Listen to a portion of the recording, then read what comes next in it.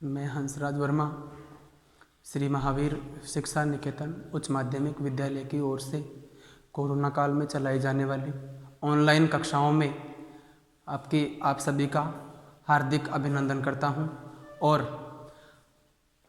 आप सभी स्वस्थ होंगे इस कोरोना काल में और आप सभी की दीर्घायु की कामना करता हूं। श्री महावीर शिक्षा निकेतन उच्च माध्यमिक विद्यालय द्वारा चलाई जाने वाली ऑनलाइन क्लासों में विद्यार्थियों आपको अधिक से अधिक भाग लेना है, यानी कि उनको अटेंड करना है और यहाँ जो भी आपको इसका होमवर्क मिले यानी कि उसको अपनी उत्तर पुस्तिका में भी आपको नोट करना है, यानी कि उसको लिखना है और लिखते हुए फिर बाद में आपको याद करना है। अब मैं हिंदी विषय का टॉपिक आपके सामने लेकर आ रहा हूँ, तो उसे ध्यान से समझने की कोशिश करना। देखो, अपन आज पढ़ने जा रहे हैं बेटा क्रिया। क्रिया शब्द आते ही अपने दिमाग में एक चीज़ आती है कि क्रिया कहते किसे हैं, यानी कि क्रिया अपन ने बोल तो दिया मुख से कि क्रिया कहते किसे हैं या क्रिया किसे कहा जाता है।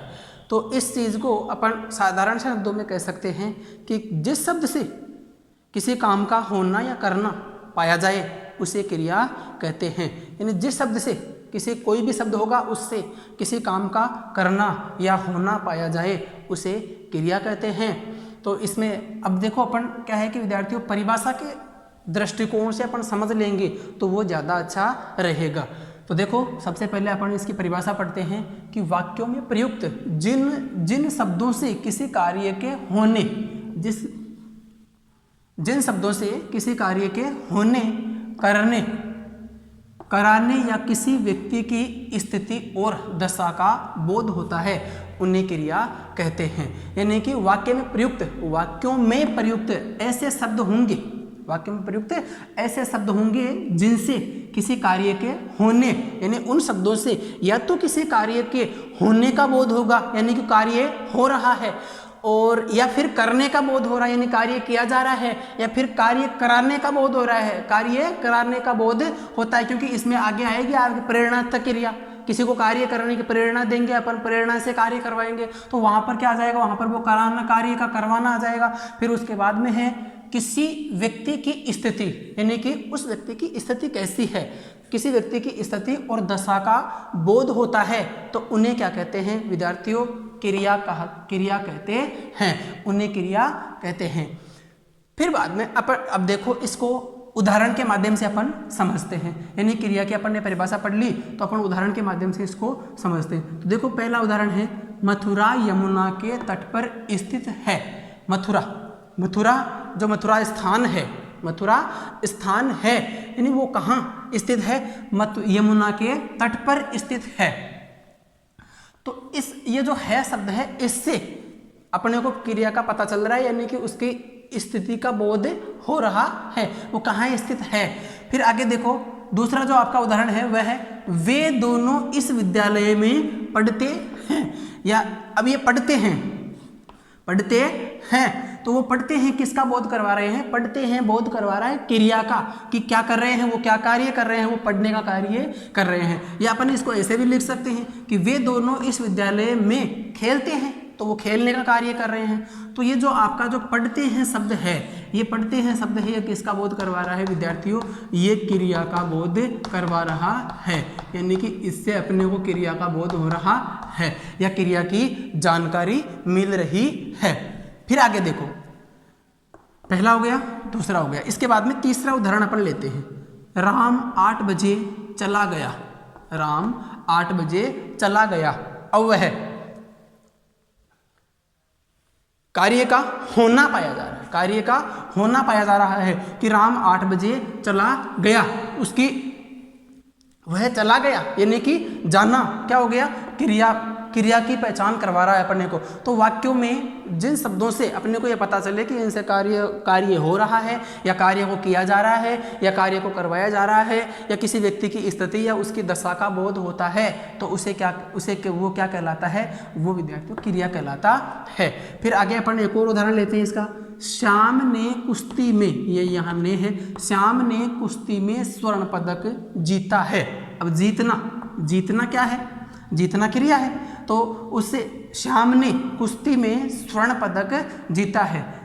तो देखो जीतना क्रिया है, तो इस क्रिया के माध्यम से अपने को, यानी इस क्रिया ये क्रिया है, इस शब्द से अपने को पता चल रहा है कि ये किसका बोध करवा रहा है, ये क्रिया का बोध करवा रहा है।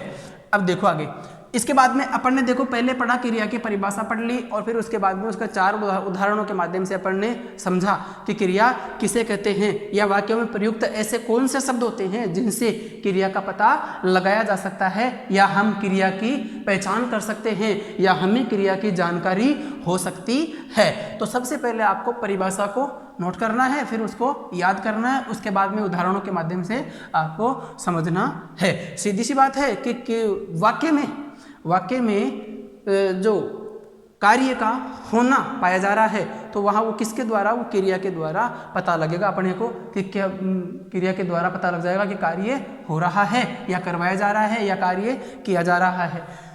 अब देखो क्रिया के भेद, इसके बाद में आते हैं अपन क्रिया के भेदों की ओर। तो क्रिया के भेद निम्नलिखित 2 आधारों पर, निम्नलिखित जो यहाँ आप नीचे लिखे जा रहे हैं आपके, तो निम्नलिखित 2 आधारों पर किए जाते हैं। यानी क्रिया के अपन जब भेद करेंगे तो वो 2 आधारों पर होंगे। 2 आधार कौन कौन से है बेटा? एक तो होगा कर्म के आधार पर, ये यहाँ कर्म के आधार पर क्रिया भेद, यानी कि अपन कर्म के आधार पर क्रिया का भेद कर सकते हैं। और फिर दूसरा है प्रयोग, रचना एवं अन्य आधार पर भी क्रिया का भेद कर सकते हैं। मुख्य रूप से आपके जो काम आती है वो कर्म के आधार पर जो क्रिया के भेद होते हैं वही काम आते हैं। फिर उसके बाद इसका दूसरा भेद आता है प्रयोग, रचना एवं अन्य आधार पर, जो आप अपन पढ़ते हैं ना कि वो अतिरिक्त क्रियाएं होती है, प्रेरणार्थक क्रिया है, समापिका क्रिया है, असमापिका क्रिया है, और संयुक्त क्रियाएं हैं, संयोजी क्रियाएं हैं, रंजक क्रियाएं हैं, वो आपकी अन्य आधार पर या प्रयोग, रचना एवं अन्य आधार पर क्रिया के भेद किए जा सकते हैं। तो इस प्रकार से अपन ने पढ़ा कि क्रिया के भेद 2 होते हैं, और 2 भेदों में सबसे पहला आता है कर्म के आधार पर, और दूसरा आता है प्रयोग, रचना एवं अन्य आधार पर क्रिया के भेद कर सकते हैं। इसके बाद में अपन ने पहला ले रहे हैं अपन कि कर्म के आधार पर क्रिया के भेद, यानी कर्म के आधार पर क्रिया के भेद कितने हो सकते हैं, ये अपने को जानकारी होनी चाहिए कि कर्म के आधार पर क्रिया के भेद कितने हो सकते हैं। तो कर्म के आधार पर क्रिया के 2 भेद होते हैं। यानी कि पहले अपन ने पढ़ा कि क्रिया के भेद कितने होते हैं, तो क्रिया के भेद भी अपने क्या है कि 2 आधारों पर किए जा सकते हैं।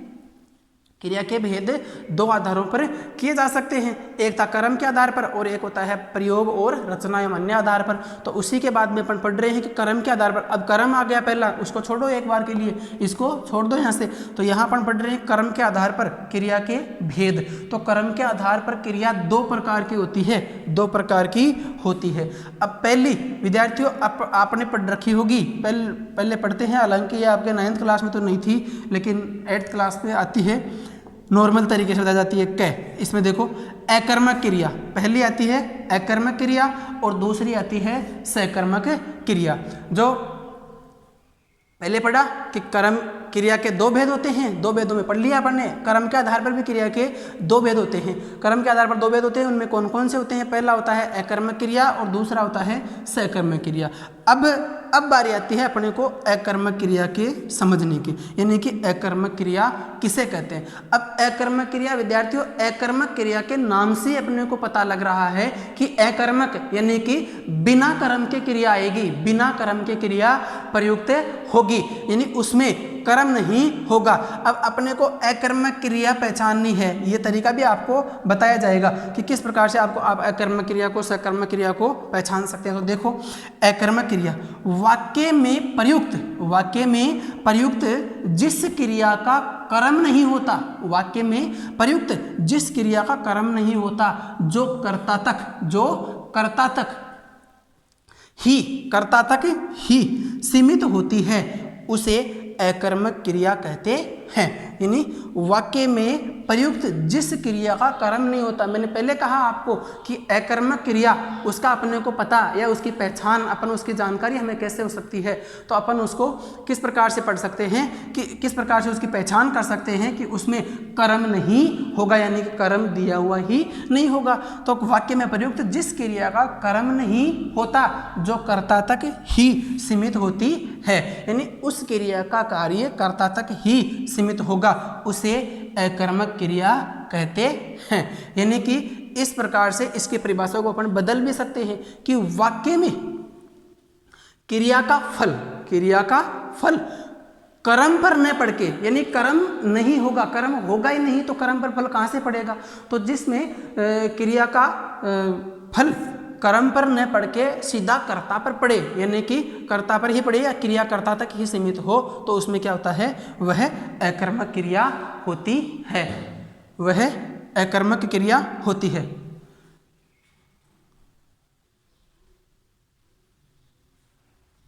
देखो विद्यार्थी, क्रिया पढ़ रहे थे अपन और क्रिया में अकर्मक क्रिया तक अपन ने पढ़ लिया था। इसके बाद में अकर्मक क्रिया का उदाहरण रखा था। अकर्मक क्रिया में मैंने आपको बताया था कि जिस वाक्य में कर्म नहीं होगा और क्रिया कहाँ तक सीमित होगी, क्रिया कर्ता तक ही सीमित होगी। यानी अकर्मक क्रिया के बारे में अपन पढ़ चुके कि अकर्मक क्रिया कर्ता तक ही सीमित रहती है, उसमें कर्म नहीं होता है। यानी कि ऐसी क्रियाएं कि वो वाक्य में कर्म के अधीन न रहकर कर्ता के अधीन ही रहती है, कर्ता तक ही सीमित रहती है। यानी कि जिस क्रिया का फल कर्ता पर पड़ता है, जिस क्रिया का फल कर्ता पर पड़ता है, कर्म होगा ही नहीं तो वह कर्म पर पड़ेगा भी नहीं। तो देखो इसमें उदाहरण देखिए, कर्म क्रिया का पहला उदाहरण है आपका, मनीषा दौड़ रही है। दौड़ना, मनीषा दौड़ रही है यानी कि वह दौड़ने का कार्य कर रही है। तो सबसे पहले तो इसमें क्रिया का अपने को पता लग रहा है सीधा सा, क्योंकि अपन परिभाषा में अपन ने पढ़ लिया कि जिन शब्दों से वाक्य में प्रयुक्त ऐसे शब्द होंगे जिनसे किसी कार्य का करना, होना या करवाना इत्यादि के द्वारा हमें किसका क्रिया का बोध होगा। तो मनीषा दौड़ रही है, दौड़ना क्रिया, दौड़ना जो क्रिया है उसका, यानी कि कौन दौड़ रही है, मनीषा दौड़ रही है। इसमें कर्म आपको अपने को कहीं भी दिखाई नहीं दे रहा है, क्योंकि ये यहाँ पर जो ये मनीषा है वो क्या हो गई, वो स्वयं तो वही करता, और ये है, ये यहाँ पर दौड़ रही है, यानी कि सीधी ही बात है, आपको दौड़ना ये क्रिया हो गई। ठीक है, फिर इसके बाद में दूसरा उदाहरण अपन लेते हैं, राकेश हंस रहा है। अब हंसना क्या है, यहाँ जैसे जिस प्रकार यहाँ दौड़ना क्रिया हुई थी उसी प्रकार से यहाँ हंसना क्रिया हो रही है। अपन बात कर रहे हैं यहाँ पर अकर्मक क्रिया की। तो राकेश हंस रहा है, राकेश क्या हो गया, इसी हिसाब से पहले मनीषा करता थी, यहाँ पर राकेश करता आ गया, तो उसके बाद में क्रिया क्या हो गई, हंसना क्रिया हो गई। और हंसना क्रिया का जो हंसना, यानी कौन हंस रहा है, राकेश हंस रहा है। पहले आया था दौड़ रही है, मनीषा दौड़ रही है, यानी दौड़ने का काम कौन कर रहा है, दौड़ने का काम मनीषा के द्वारा किया जा रहा है, तो वो क्या हो गया, वो कर्ता हो गया। और इसमें है जो राकेश कर्ता हो गया, यानी कि सीधा जो क्रिया का प्रभाव है, यानी क्रिया का प्रभाव देखना है अपने को, क्रिया का प्रभाव कहाँ पड़ रहा है। तो क्रिया जो हंसना क्रिया है, यानी कौन हंस रहा है, राकेश हंस रहा है, तो राकेश क्या कर रहा है, हंसने का काम कर रहा है। इस प्रकार से ये सब तो आ जाएगा आपका क्रिया के अंतर्गत, और ये हो जाएगा कर्ता। तो परिभाषा में अपन ने सीधी सी बात है लिखा था अकर्मक क्रिया की परिभाषा में कि उसमें जो क्रिया रहती है वो कर्ता तक ही सीमित रहती है, अर्थात जिन वाक्यों में कर्म ना हो, अर्थात उनमें कर्म नहीं होता है। अब देखो, बच्चे सो रहे हैं, सोने का काम कर रहे हैं, वो सो रहे हैं, तो सोने का काम कर रहे हैं, तो सोना क्या है, सोना क्रिया है, और उसका जो प्रभाव है, यानी वही बात आ रही है कि कौन सो रहे हैं, तो बच्चे सो रहे हैं, तो बच्चे यहाँ पर सोने का कार्य कर रहे हैं। तो इस प्रकार से बच्चे आ जाएंगे आपके कर्ता में। अब देखो, गीता रो रही है, गीता रो रही है, तो रोने का काम कौन कर रही है बेटा, रोने का काम कर रही है गीता। जैसे दौड़ने का काम मनीषा ने किया, हंसने का काम राकेश ने किया, बच्चों ने सोने का काम किया। उस प्रकार से अपने को पता लगा कि क्रिया कहाँ क्रिया हो रही है, यानी कि किन शब्दों से, अपने परिभाषा में था कि वाक्य में प्रयुक्त जिन शब्दों से किसी काम का होना या करना अथवा करवाना पाया जाए, या फिर उसकी व्यक्ति की स्थिति या दशा का बोध हो, तो वह क्या हो जाएगा, क्रिया, क्रिया के अंतर्गत आ जाएंगे। तो इसमें देखो उसी प्रकार से होते हैं, उदाहरण में आ रहा है आपका रो रहा है, रो रही है, तो रोना क्रिया है और रोना क्रिया का जो प्रभाव है सीधा सा उसके ऊपर गीता के ऊपर पड़ रहा है। तो गीता क्या हो जाएगा, काम को करने वाली हो जाएंगे, यानी कि करने का जो करता है वो गीता हो जाएगी। इसी प्रकार से है मदन पी रहा है।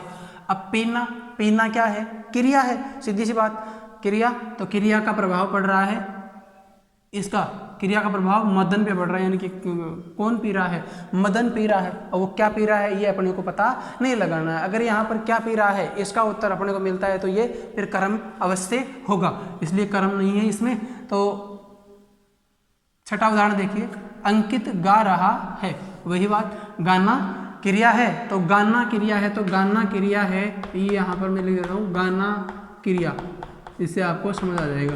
गाना क्रिया है तो बेटा इस गाना क्रिया का जो प्रभाव है वो किसके ऊपर पड़ रहा है, ये गाना क्रिया का प्रभाव आपका अंकित के ऊपर पड़ रहा है, यानी कि कौन गा रहा है, अंकित गा रहा है। तो इस प्रकार से बेटा देखो सीधा सा है कि मनीषा दौड़ रही है, दौड़ने का कार्य कर्ता के द्वारा किया जा रहा है, कर्ता कौन है, मनीषा है, यानी काम को करने वाली कौन है, मनीषा है। तो इसी प्रकार से ये यहाँ पर दौड़ने का कार्य, उसका वो दौड़ने का कार्य कर रही है, क्रिया है, और क्रियाकर्ता के अधीन हो रही है। कर्म के अधीन होती है तो सकर्मक, और कर्ता के अधीन होती है तो अकर्मक, यानी उसमें कर्म नहीं होता है। फिर आगे हंसना, और राकेश हंस रहा है, वही मैंने पहले उदाहरण में समझाया उसी प्रकार से। फिर है सो रही, बच्चे सो रहे हैं, तो सो रहे हैं तो सोने का वो काम कर रहे हैं, बच्चे कर रहे हैं तो बच्चे कर्ता में आ जाएंगे। उसी प्रकार से है रो रही है, रोना क्रिया है, रोना क्रिया है तो गीता रो रही है, यानी क्रिया से पूछो कौन रो रहा है, तो गीता रो रही है, गीता रो रही है तो ये रोना तो हो जाएगी क्रिया में, रिया हो जाएगा कर्ता में, क्रियाकर्ता के अधीन है, इस प्रकार क्या हो जाएगा,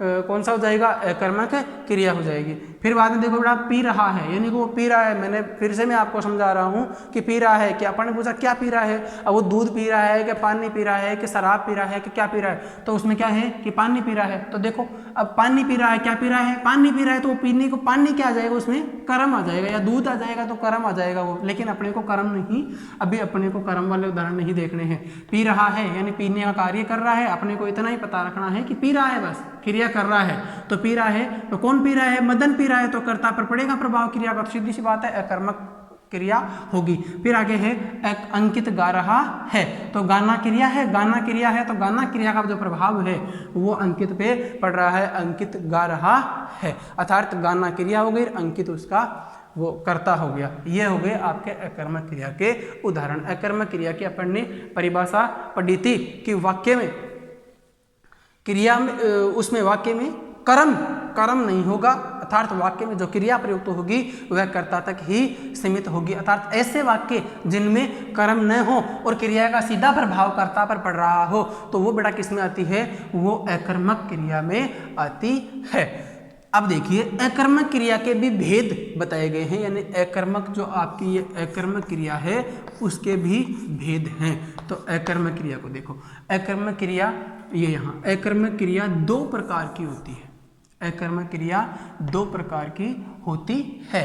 शुरुआत से अपन ने पढ़ा कि क्रिया की परिभाषा पढ़ने के बाद में क्रिया के भेद पढ़े, तो अपन पहला भेद उसका पढ़ा था कि कर्म के आधार पर क्रिया होती है और दूसरी होती है प्रयोग, रचना और अन्य किसी आधार पर क्रिया आ जाएगी। लेकिन उसके बाद में अपन ने कर्म के आधार पर पढ़ना शुरू किया, कर्म के आधार पर दो प्रकार की आई निकल के सामने, वो एक आई थी अकर्मक और दूसरी आई थी सकर्मक। फिर बड़ा उसके बाद में अपन ने अकर्मक की परिभाषा पढ़ी, अकर्मक की परिभाषा पढ़ी कि ऐसे वाक्य जिनमें कर्म नहीं हो और कर्ता क्रिया है वो कर्ता के अधीन रहती है या कर्ता तक ही सीमित रहती है, कर्म आता नहीं है, तो वो वाक्य कैसे, वो किस में आएंगे, वो अकर्मक में आएंगे। फिर उसके उदाहरणों के माध्यम से अपन ने समझा। फिर इसके बाद में है अकर्मक क्रिया के भेद, यानी अकर्मक क्रिया दो प्रकार की होती है।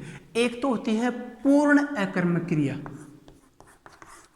पूर्ण अकर्मक क्रिया यानी कि ऐसे वाक्य ऐसे वाक्य जिनमें आपको कर्म कहीं दिखाई नहीं देगा, यानी कि उन वाक्यों को पूर्ण करने के लिए किसी अन्य शब्द की आवश्यकता नहीं होती है, यानी क्रिया के साथ कोई अन्य शब्द या कर्ता के साथ कोई अन्य शब्द प्रयुक्त करने की कोई आवश्यकता नहीं होती है। तो पूर्ण अकर्मक क्रिया और एक होती है अपूर्ण अकर्मक क्रिया।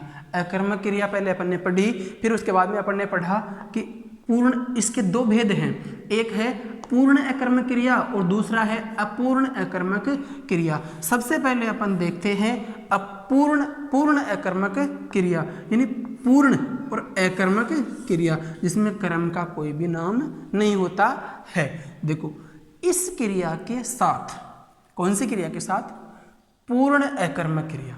पूर्ण अकर्मक क्रिया, इस क्रिया के साथ वाक्य का अर्थ स्पष्ट करने के लिए, वाक्य का अर्थ स्पष्ट करने के लिए कर्ता के अतिरिक्त किसी अन्य शब्द की आवश्यकता नहीं होती, यानी कि इस क्रिया के साथ जो पूर्ण अकर्मक क्रिया आएगी आपकी, उसके साथ, इस क्रिया के साथ वाक्य का अर्थ स्पष्ट करने के लिए, यानी इस क्रिया के साथ वाक्य का अर्थ स्पष्ट करने के लिए कर्ता के अतिरिक्त ऐसी क्रियाएं, समझ में आ रहा है, ऐसी क्रियाएं पूर्ण अकर्मक क्रिया, यानी पूर्ण रूप से अकर्म की होगी। अकर्मक का मतलब आ जाएगा आपका अकर्मक, बिना कर्म के, पूर्ण रूप से कोई प्रकार का कर्म आएगा ही नहीं, यानी किसी प्रकार का कर्म होगा ही नहीं। तो अपने को सीधी सी बात है, अपने को पता लग जाएगा आसानी से कि पूर्ण अकर्मक क्रिया, इस क्रिया के साथ वाक्य का अर्थ स्पष्ट करने के लिए, क्रिया के साथ वाक्य का अर्थ स्पष्ट करने के लिए कर्ता के अतिरिक्त, कर्ता के अलावा या कर्ता के अतिरिक्त किसी अन्य शब्द की आवश्यकता नहीं होती, आवश्यकता ही नहीं पड़ती है, आवश्यकता होती ही नहीं है। देखो बड़ा उदाहरण, इसमें उदाहरण ये, हाँ इसकी ये परिभाषा ही है, ये परिभाषा ही है, यहाँ से लेके और ये यहाँ तक इसकी परिभाषा ही आ गई। देखो बालक रो रहा है, रोना क्या, रोना क्या आ रहा है यहाँ पर? रोना क्रिया है, रोना क्रिया है। अब देखो इसमें कर्म क्या बताया था कि इस क्रिया के साथ, यानी जो पूर्ण अकर्मक क्रियाएं हैं, इन क्रियाओं के साथ या इन क्रियाओं के साथ वाक्य का अर्थ स्पष्ट करने के लिए कोई अन्य कर्ता के अतिरिक्त किसी शब्द की आवश्यकता नहीं होती है। अब देख लो यहाँ कर्ता के अतिरिक्त कोई अन्य शब्द आ रहा है तो बता दो कि बालक क्या है? बालक करता है, तो बालक क्या है? रो रहा है, बालक रो रहा है, तो रोना क्रिया है और वह सीमित कहाँ तक हो रही है? कर्ता तक ही हो रही है। तो इसमें ये पूर्ण अकर्मक, यानी इस अकर्मक का ही भाग है। अकर्मक क्रिया दो प्रकार की होती है, उनमें एक आता है पूर्ण अकर्मक और दूसरा आता है अपूर्ण अकर्मक। तो इसमें पूर्ण अकर्मक है, यानी कर्म आता ही नहीं है, क्योंकि क्रिया के साथ वाक्य का अर्थ स्पष्ट करने के लिए, अब वाक्य का अर्थ स्पष्ट हो रहा है, वाक्य का अर्थ स्पष्ट नहीं होता तो अपने को ये इसमें कोई शब्द जोड़ने की आवश्यकता पड़ती, लेकिन आवश्यकता नहीं होती है। इस प्रकार से रोना क्रिया हो गई और बालक है जो कर्ता हो गया। तो कर्ता हो गया तो क्रिया का जो प्रभाव है वो कर्ता तक ही सीमित है, कर्म की आवश्यकता नहीं है। इसी प्रकार है राम सो रहा है, राम सो रहा है। तो राम, सबसे पहले राम को क्यों देखते हो? राम जाहिर सी बात है करता है तो सो रहा है, सोने का वो काम कर रहा है तो सो रहा है, तो सो रहा है तो सोने के अलावा अब इस सोना क्रिया की पूर्ति के लिए, या इस सोना जो क्रिया है, ये सोना क्रिया है, सोना ये यहाँ क्रिया हो रही है। सोना एक वो होता है पहनने वाला, जो मत समझ लेना। सोना क्रिया है तो सोना क्रिया के साथ वाक्य का अर्थ स्पष्ट करने के लिए, या मैंने साफ साफ लिख रखा है, वाक्य का अर्थ स्पष्ट करने के लिए कर्ता के अतिरिक्त किसी अन्य शब्द की आवश्यकता नहीं होती है। देखो आराम से, कर्ता के अतिरिक्त किसी अन्य शब्द की आवश्यकता ही नहीं आ रही है। कौन सो रहा है? राम सो रहा है, राम सो रहा है। तो सीधी सी बात है कि ये जो वाक्य है वो बिना कर्म के है, अर्थात क्रिया का जो प्रभाव है वो इस कर्ता पर ही पड़ रहा है, या कर्ता के साथ अन्य किसी शब्द की आवश्यकता नहीं होती है। देखो लड़की हंस रही है, लड़की हंस रही है, हंस रही है, ये यहाँ तक हंसना क्रिया होगी। एक क्रिया ये हो गई हंसना, हंसना क्रिया है।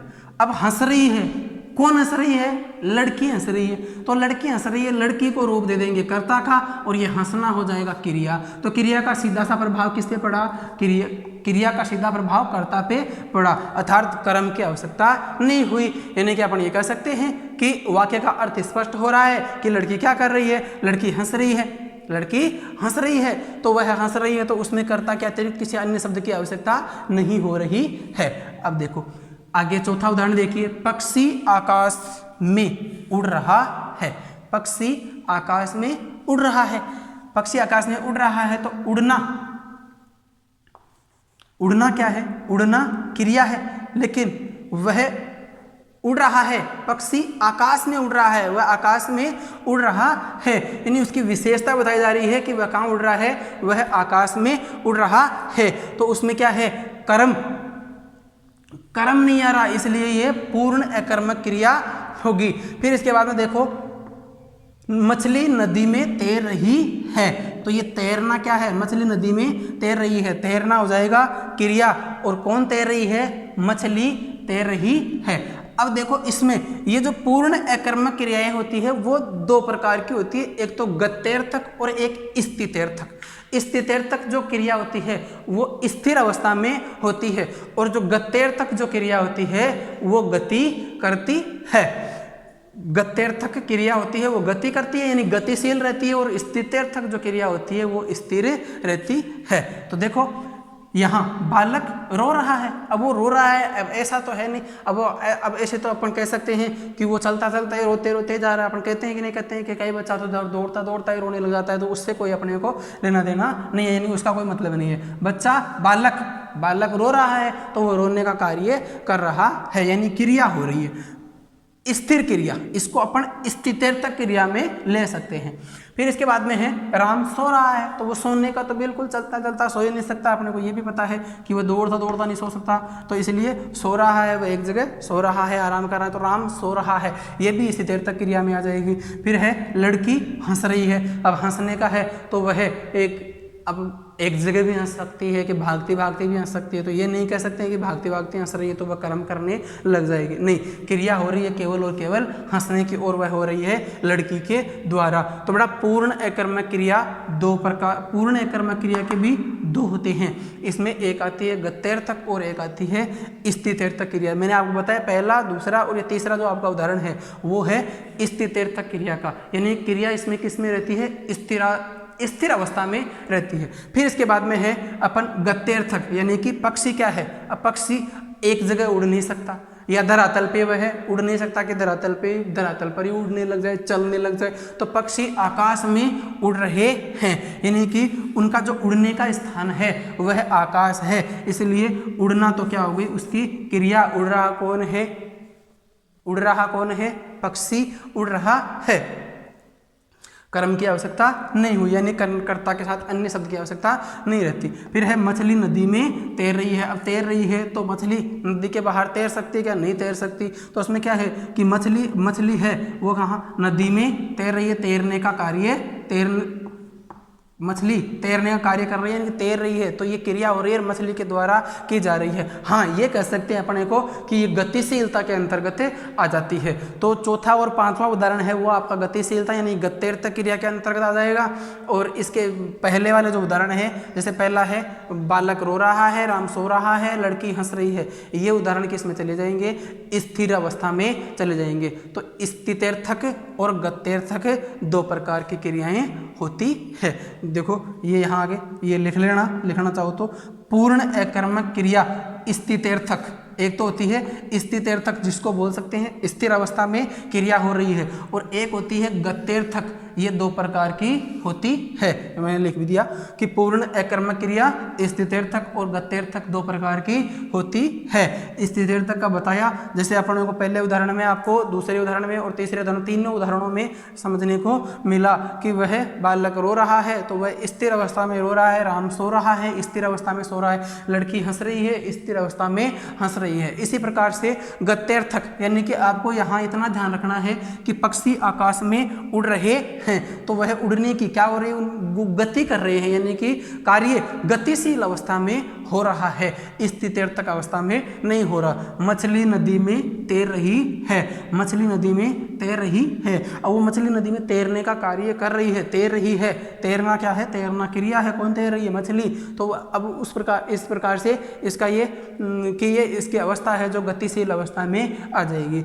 अब देखो, अब इसका ही दूसरा भेद आता है अपूर्ण अकर्मक क्रिया, यानी कि जो आपकी अकर्मक क्रिया है वह अकर्मक क्रिया दो प्रकार की होती है, एक तो पूर्ण अकर्मक क्रिया और एक अपूर्ण अकर्मक क्रिया। पूर्ण अकर्मक क्रिया अपन ने पढ़ ली, और अब है 2 नंबर अपूर्ण अकर्मक क्रिया। देखो, जिस क्रिया के वाक्य में प्रयोग किए जाने पर, जिस क्रिया के यानी अपूर्ण अकर्मक क्रिया है, तो जिस क्रिया के, अब यहाँ जिस शब्द किसके लिए आ रहा है? ये अपूर्ण अकर्मक के लिए आ रहा है। यानी जिस क्रिया के वाक्य में प्रयोग किए जाने पर वाक्य के अतिरिक्त कर्ता के अतिरिक्त किसी अन्य पूरक शब्द के प्रयोग से अर्थ स्पष्ट होता है, वे अपूर्ण अकर्मक क्रियाएं कही जाती हैं। यानी कि देखो दोबारा, जिस क्रिया के वाक्य में प्रयोग किए जाने पर, जिस क्रिया के वाक्य में, यानी ऐसी क्रिया जिसके वाक्य में प्रयोग किए जाने पर कर्ता के अतिरिक्त किसी अन्य पूरक शब्द के प्रयोग से अर्थ स्पष्ट होता है, वे अपूर्ण अकर्मक क्रियाएं कही जाती है। देखो, इसमें पहले पूर्ण अकर्मक क्रिया क्या थी? इस क्रिया के साथ वाक्य का अर्थ स्पष्ट करने के लिए किसी कर्ता के अतिरिक्त किसी अन्य के शब्द की आवश्यकता नहीं होती है, क्योंकि पूर्ण अकर्मक क्रिया है। लेकिन इसमें ये अपूर्ण अकर्मक क्रिया, यानी कि इसको अपन ये अपूर्ण अकर्मक क्रिया है, तो इसमें क्या है कि क्रिया में जिस क्रिया के वाक्य में प्रयोग किए जाने पर, यानी ऐसी क्रिया होगी जिसके वाक्य में अपन प्रयोग करेंगे तो कर्ता के साथ अन्य किसी पूरक शब्द की भी आवश्यकता होगी और उससे फिर अर्थ स्पष्ट होगा, तो वे पूर्ण अकर्मक क्रियाएं कही जाती है।